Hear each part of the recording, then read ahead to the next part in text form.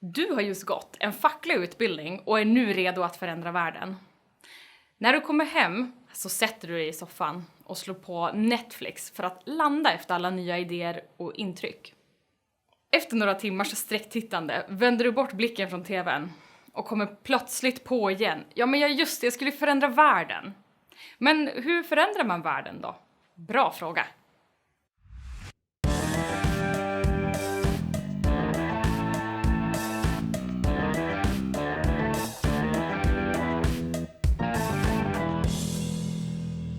Hej, jag heter Fia och när jag inte handleder eller gör mitt fackliga uppdrag så jobbar jag som målare.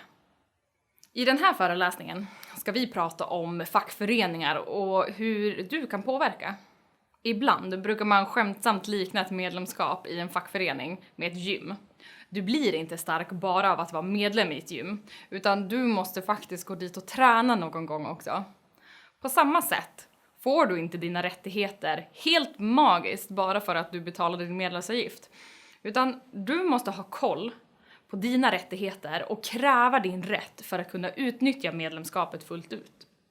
Bland det viktigaste är att själv gå en medlemsutbildning. Så du är med andra ord redan på väldigt god väg. Men det räcker inte bara att gå en, så skriv genast upp dig på nästa efter att du är klar med denna. Att veta vad som står i sitt kollektivavtal är också väldigt viktigt. Så se till att du har tillgång till kollektivavtalet och gör det till en vana att slå upp olika saker som diskuteras på jobbet som har med arbetsvillkoren att göra. Eller om det uppstår frågor. Om ni inte hittar svaret eller om något är otydligt så se till att få tag på den som är förtroendevald på jobbet eller någon som är anställd på ert fackförbund. Du måste också våga påpeka till din chef eller företaget om det är något i avtalet som inte följs. Om de blir arga eller upprörda så är det något som är fel och då bör du ringa din fackförening eller någon förtroendevald och fråga varför personerna på företaget reagerar så och hur du ska gå tillväga. Se till att så många som möjligt är medlemmar i facket på din arbetsplats. Och se till att så många som möjligt går medlemsutbildningar. Om det bara är du som tycker det där med facket och kollektivavtalet är viktigt så blir det väldigt svårt att förändra något på den egna arbetsplatsen. Om ni inte har någon som är förtroendevald på jobbet och du själv skulle kunna tänka dig att ta på dig ett uppdrag så kan du höra av dig till ditt fack så hjälper de dig. Detta gäller även om ni har förtroendevalda och du skulle kunna tänka dig göra något fackligt. Hör av dig till en eller flera personer i facket och säg att du är intresserad av att hjälpa till med något i den fackliga verksamheten. Kontaktuppgifter brukar gå att hitta på din fackförenings hemsida. Personer som du vill ha tag på om du har frågor brukar kunna vara förtroendevalda på företaget, någon från klubbstyrelsen om ni har fackklubb på jobbet, studieorganisatören för frågor om utbildning eller ombudsmän om du inte får tag i någon annan. Om du har åsikter eller frågor om din fackförening så tveka inte att höra av dig till någon av ovanstående. Ett tips är att det ibland går snabbare att få svar via sms eller mail.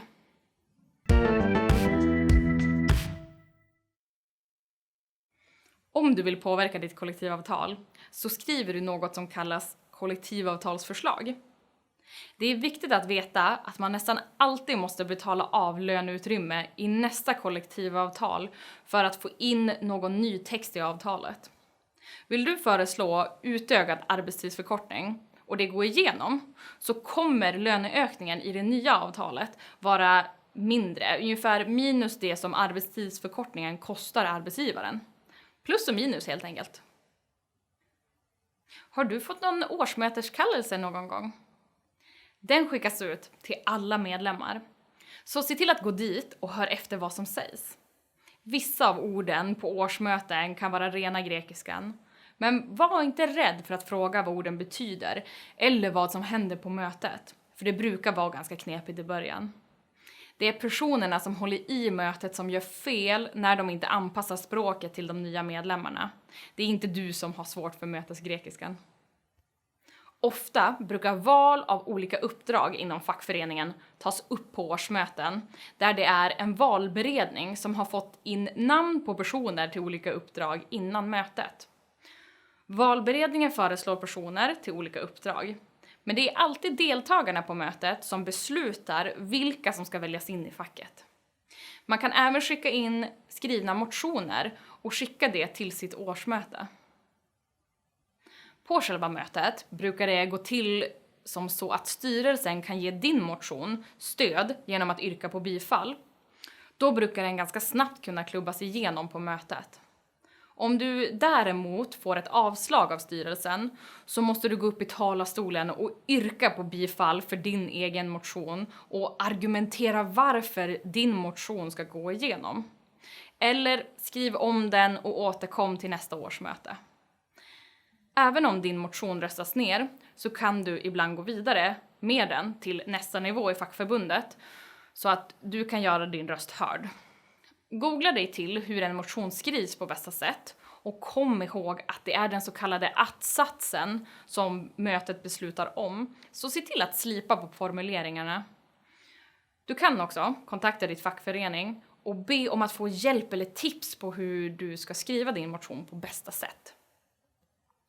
När du kommer högre upp i föreningens årsmöte, exempelvis på avdelningsnivå eller på förbundskongressen eller liknande, så kan det vara bra att veta att det viktigaste förändringsarbetet sker innan själva mötet, då man pratar med olika personer man har kontakt med i förbundet och kanske kommer överens om att stödja varandras motioner eller kandidater.